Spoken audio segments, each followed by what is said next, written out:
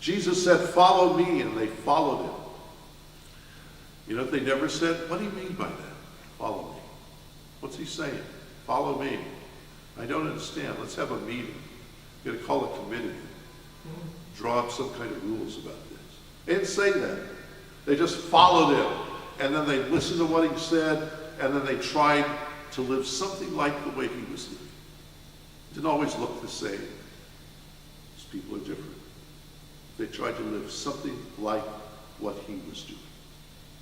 Because that's what the kingdom of God is. It's people living together, associating, fellowshipping together, who are all trying to live like Jesus did. Not trying to be part of a religion, not trying to have doctrines, just trying to live kind of like the way Jesus did. With a kind of openness to the presence of God, the same kind of radical reliance on the presence for every breath, every thought, action, feeling. That's what the kingdom of God was to Jesus. And it's what it ought to be to us. But we know that, don't we? We know what it feels like to experience the presence of God. But sometimes we wonder, what would it be like? What would happen if everybody felt the same way we do and experienced the same experience? How would our lives, our careers, our spiritual and physical relationships go? Where would our spiritual adventure lead us? That's spiritual curiosity. It's what makes us build churches and then cover them up with paintings. It's what makes us sculpt marble into artistic emblems of what we feel and experience within. Spiritual curiosity is what makes us create poems as little working models of our insights into ourselves and our relationship with God, the world, and one another. Spiritual curiosity is what makes us turn to God in the first place. It's what causes us to stop in the middle of our busy, perilous chases through life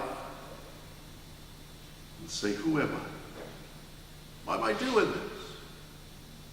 Is there some other thing I ought to be doing? Some other way I ought to be spending my time running around in circles, never really getting anywhere? Spiritual curiosity makes us ask those questions.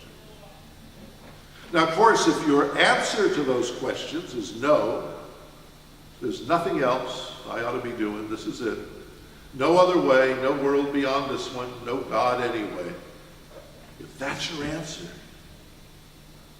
then you've closed the door yourself on the subject. And you might just as well go back to running around in circles again. Why not? It's good exercise.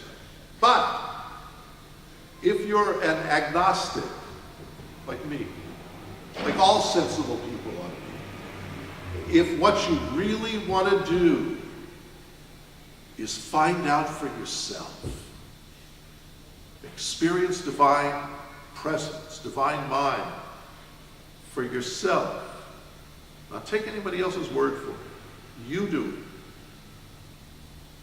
If what you really want to do is be sure, you're never going to be comfortable until you're certain, one way or another. You can ask that question. Is there a God? If there's so much evil in the world, is there a God?